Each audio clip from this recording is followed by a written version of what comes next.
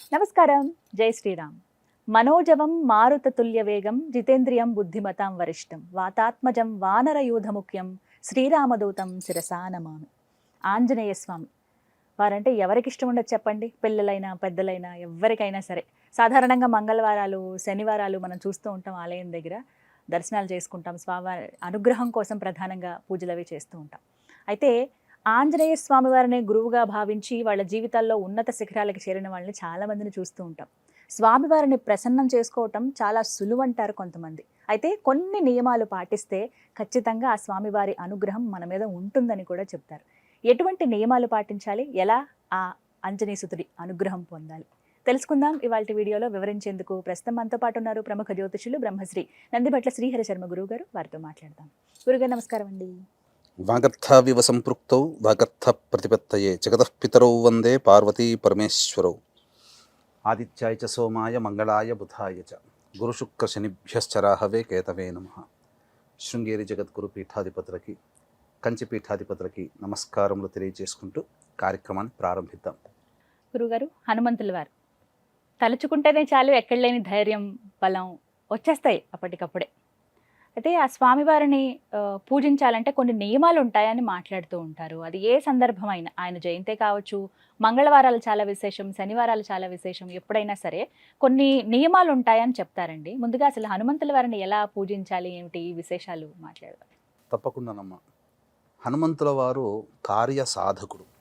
అంటే అసాధ్యమైనటువంటి సీతమ్మవారి అన్వేషణని సుసాధ్యం చేసి రాముల వారికి ఒక నిర్దేశకత్వాన్ని కలగజేశారు. అంటే ఎలా ప్రయాణం చేయాలి, అమ్మవారిని ఎలా తిరిగి సంపాదించుకోవాలి. అందుకనే ఇక్కడ ఈ హనుమంతుల వారు సప్త చిరంజీవుల్లో కూడా ఒకరు. వారికి భవిష్యత్ కల్పాంతరం, అంటే ఈ సృష్టి అంతా లయమైపోయిన తర్వాత మళ్ళీ మరొక బ్రహ్మగా ఆయనే ఉండబోతున్నారు.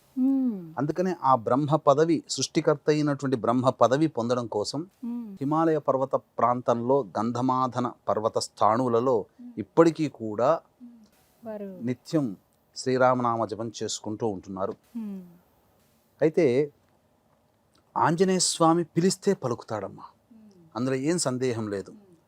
అందుకనే ఈ రోజున ఆంధ్ర ప్రాంతంలో కావచ్చు, తెలంగాణ ప్రాంతంలో కావచ్చు, ఇతరత్ర నార్త్ ఏరియాలో కావచ్చు, ఎక్కడ పడితే అక్కడ ఆంజనేయ స్వామి దేవాలయాలు ఉన్నాయి. సంకటాలు అనగా కష్టాలన్నీ కడతీర్చేవాడు ఆ యొక్క హనుమంతుడిగా మనకు ప్రసిద్ధి.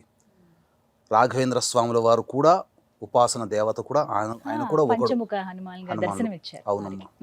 కాబట్టి లింగ భేదము మరియు భాషా భేదం లేకుండా భారతదేశం అంతా కూడా హనుమంతుని ఆరాధన ఉంటుంది. ఈ హనుమంతుని ఆరాధనలో మనకు తంత్రశాస్త్రంలో ఒక అద్భుతమైనటువంటి పూజా విధానం చెప్పబడి ఉందమ్మా. ఇది చాలా తేలికైనటువంటిది, అంటే ఎవరైనా చేసుకోవచ్చు. నిజమైనటువంటి న్యాయమైనటువంటి కోరిక ఏదైతే ఉంటుందో ఆ కోరికని హనుమంతుల వారే దగ్గరుండి మన కోరికను తీరుస్తారు. అది కూడా స్వప్నములో దర్శనమిచ్చి మరి ఆ యొక్క వరాన్ని అనుగ్రహిస్తారు. ఆ మాట చెప్పగానే నాకు అదే అనిపించింది, ఆశ్చర్యం అనిపించింది. ముందుగా అలా వస్తారా కళలోకి? ఖచ్చితంగా వస్తారమ్మా. కానీ నియమబద్ధమైనటువంటి జీవితంతో చెప్పినటువంటి విధి విధానాన్ని ఎవరైతే అనుసరిస్తారో వారికి ఆ యొక్క దర్శన భాగ్యం స్వప్నంలో కనబడుతుంది. పైపెచ్చు వారి కోరిక కూడా నెరవేరుతుంది. కాకపోతే అది న్యాయబద్ధమైన కోరిక అయి ఉండాలి. అంటే వివాహం కావాలను, లేకపోతే మంచి ఉద్యోగం లభించాలను, లేదా విదేశీయానానికి వెళ్ళాలను, లేకపోతే ఏదైనా ఒక కోరిక అటువంటిది ఖచ్చితంగా అవుతుంది. దానికి నియమం పాటిస్తే చాలమ్మా. దానికి ఈ నియమానికి స్వామివారి జయంతి రోజుననే కాదు, అంటే వైశాఖ బహుళ దశమి అనేదే కాదు, చైత్ర పౌర్ణమిని కాదు, అసలుగా జన్మించినటువంటి కార్తీక కృష్ణ చతుర్దశి అది కాదు, హనుమద్ వ్రతం చేసేటువంటి మార్గశిర శుద్ధ ఏకాదశి అది కూడా కాదు. ఏ రోజునైనా కానీ మంగళ శనివారాలు చేయొచ్చు. ఆయన జన్మ నక్షత్రమైనటువంటి పూర్వాభాద్ర నక్షత్రం ఏ నెలలో వస్తుందో ఆ నెలలో చేయొచ్చు. లేదు ఆయన జన్మించినటువంటి దశమి తిథి కృష్ణపక్షం అయితే విశేషము, శుక్లపక్షం రోజైనా చేయొచ్చు. లేదా స్వామివారికి అత్యంత ప్రీతిపాత్రమైనటువంటి రాముడు కదా, రాముడి నక్షత్రమైనటువంటి పునర్సు నక్షత్రంలో అయినా కానీ మొదలు పెట్టవచ్చు, మంగళ శనివారంలో అయినా మొదలు పెట్టవచ్చు. ఏం చెయ్యాలి, ఏంటి, ఏ విధంగా ఆ స్వామే దర్శనమిస్తారు కలలో అవునమ్మా. అంటే అద్భుతమే. ఇంతకన్నా భాగ్యం ఏం ఇంకా కావాలమ్మా. అసలు అద్భుతం ఎందుకనంటే అండి. కాగల కార్యం గంధర్వులే తీర్చినట్టుగా అవును. ఉంటుంది. హ్మ్. కాబట్టి దీనికల్లా కూడా ఖర్చు అంటూ ఏమీ లేదమ్మా. హ్మ్. అత్యంత భక్తి ప్రపత్తులు, ఆ స్వామి మీద విశ్వాసము, నమ్మకం పెట్టుకొని చెప్పిన విధానాన్ని పాటిస్తే చాలు. తెలియచేయండి గురుగారు. ఎవరైతే చేయాలనుకుంటున్నారో మంగళవారం, శనివారము ఏదైనా మంచి తిథి రోజున చూసుకొని పొద్దున్నే కాలకృత్యాదులు తీర్చుకొని ఆ యొక్క ఆంజనేయ స్వామి దేవాలయానికి చేరుకోవాలి. చేరుకొని ఇప్పుడు ఓపెన్ టాప్ ఆంజనేయ స్వామి దేవాలయాలు కొన్ని ఉంటాయి. అంటే ఎటువంటి గోపురము లేనటువంటిది, హ్మ్. లేదు కొన్ని గోపురం ఉన్నట్టుంటాయి. ఒక మినప గింజ తీసుకోవాలమ్మా.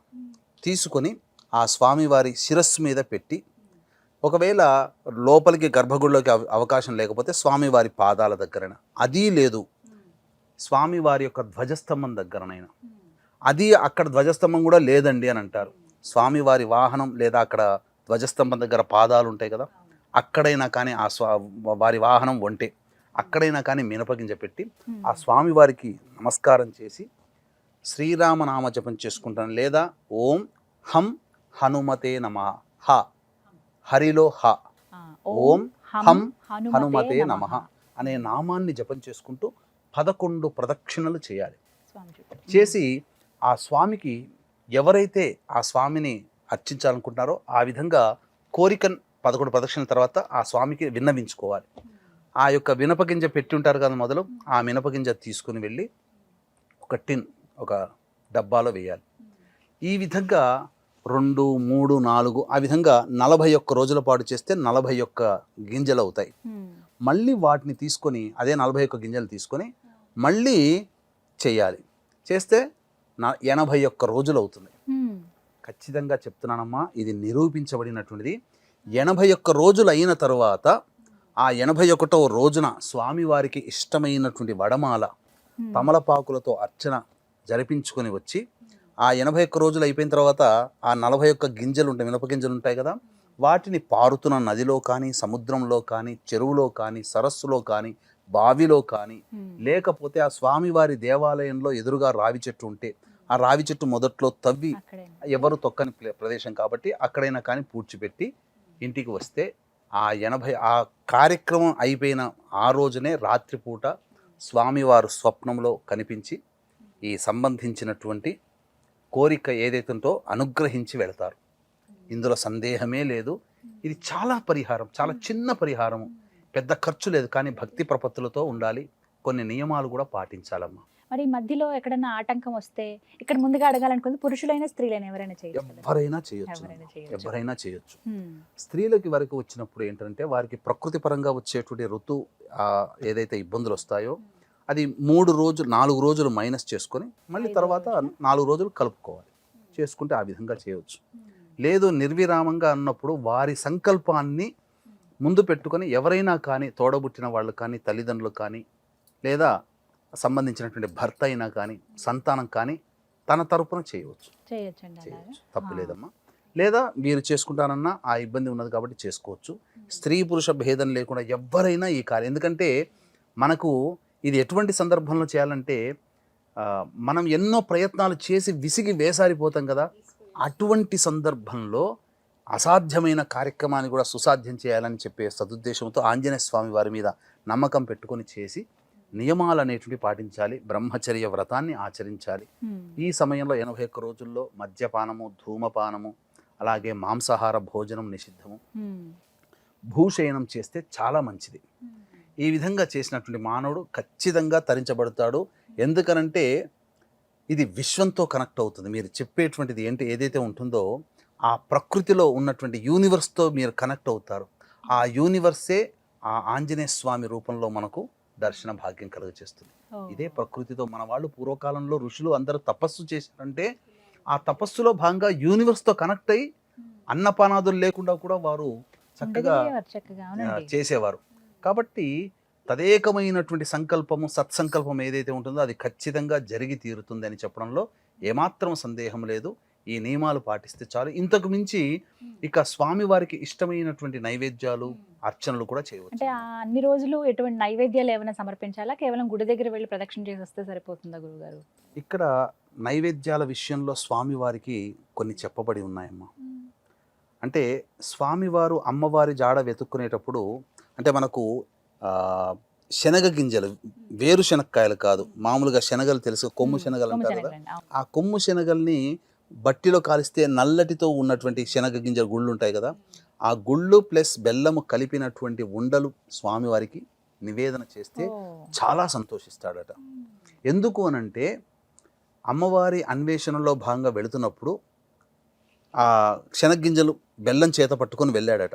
వెళ్ళినప్పుడు ఆ శనగ గింజల తోటలో కొన్ని తీసుకొని వీటిని కలిపి తిన్నాడట.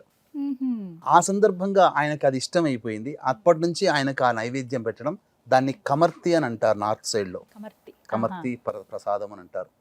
ఇక స్వామి వారికి వడమాలంటే చాలా ప్రీతికరం, కానీ కరకరలాడుతూ ఉండాలి. మన ఇంట్లో అయితే మెత్తగా చేసుకుంటాము, 1-2 సార్లు వేయించి కరకరలాడుతున్నటువంటి వడమాలని స్వామివారికి నైవేద్యం. అలాగే లవంగాల మాల మరియు ఈ సంబంధించినటువంటి తులసి మాల వేయవచ్చు. అలాగే ఇలాచి, యాలకుల మాల, తమలపాకుల మాల, తమలపాకులతో అర్చన కూడా చేయవచ్చు, స్వామివారికి ప్రీతికరం. అట్లాగే ఈ సంబంధించినటువంటి స్వామివారికి చమేలి పుష్పాలు అంటే 5 రెక్కలతో ఉన్నటువంటి మల్లెపూలు కానీ చమేలి పుష్పం కానీ మన దగ్గర దొరకదు, నార్త్ సైడ్లో ఎక్కువగా దొరుకుతుంది. మల్లె పువ్వులు అంటే స్వామివారికి చాలా ఇష్టమట.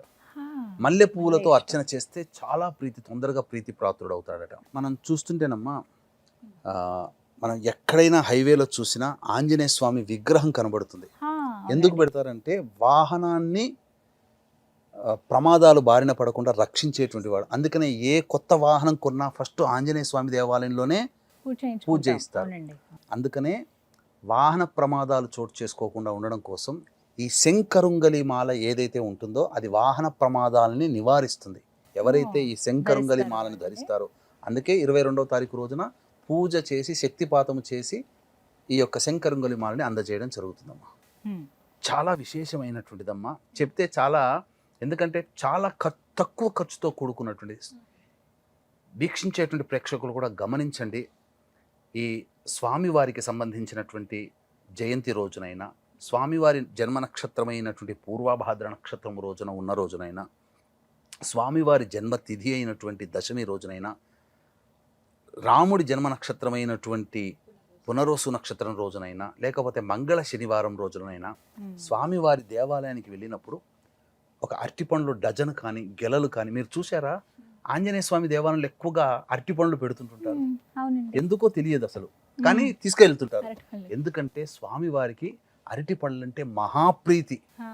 అసలు ఏ పండు పెట్టినా ప్రీతి పొందడు, అరటి పండ్లు అంటేనే పడిచేస్తాడట. అందుకనే అందరూ అరటి పళ్ళే పెడతారు అక్కడ. మొత్తం దేవాలయం అంతా అరటి పండ్లతో అలంకరిస్తారు. ఆయనకి మొత్తం అంతా అరటి పండ్లతో చేస్తారు. కాబట్టి వీక్షించేటువంటి ప్రేక్షకుల్లో ఎవరో కొంతమంది అదృష్టవంతులు అవుతారు ఇప్పుడు చెప్పేటువంటి పని కనుక చేస్తే. ఆ దేవాలయానికి వచ్చిన వాళ్ళందరికీ కూడా అరటిపండ్లు, వీలైనన్ని అరటిపండ్లు ఒక్కొక్కరికి ఒక్కొక్క పండు ఇవ్వండి, లేదా ఆ స్వామివారి అర్చకులకి అరటిపండ్లు వస్త్రము పెట్టండి, లేదా అరటిపండ్లు దానం చేయండి. లేదా మీ చుట్టుపక్కల ఎవరైనా స్వామివారి భక్తులు ఉంటారు కదా, అపర వీర భక్తులు, వాళ్ళకి అరటిపండ్లు ఇవ్వండి.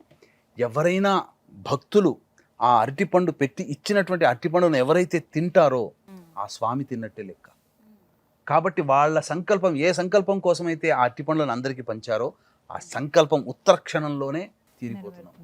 ఇది నియమం, ఇది రహస్యం ఎవరికి తెలియదు, కానీ తెలియకుండానే చాలామంది అరటిపండ్లు పెడుతుంటుంటారు. అరటిపండ్లు అంటే స్వామివారికి ప్రీతి, ముఖ్యంగా ఆ భక్తుడు తినాలి. ఆ ఆంజనేయ స్వామి భక్తుడు గనక తింటే అది అదృష్టమే. ఇది ఎప్పుడైనా చేయొచ్చు. చాలా చక్కటి పరిహారము, రూపాయి ఖర్చు లేదు. ఈ విధంగా చేసినటువంటి వాళ్ళకి ఖచ్చితంగా ఇది తంత్రశాస్త్రంలో నిరూపితమైనది. ఖచ్చితంగా ఇది పాటించినటువంటి వాళ్ళు పూర్వకాలంలో ఎంతో మంది ఉన్నారు. ఇప్పటి వరకు ఏ ప్రసార మాధ్యమంలో కూడా ఇటువంటి పరిహారాన్ని ఆంజనేయ స్వామికి సంబంధించి ఎక్కడా చెప్పబడలేదు. కాబట్టి చక్కగా విని ఆచరించి ఆ స్వామి యొక్క ప్రత్యక్ష స్వరూపాన్ని స్వప్నంలో దర్శించి తరించండి. చాలా చక్కగా వివరించారండి, ధన్యవాదాలు. సర్వం శ్రీ ఉమామహేశ్వర పరబ్రహ్మార్పణమస్తు.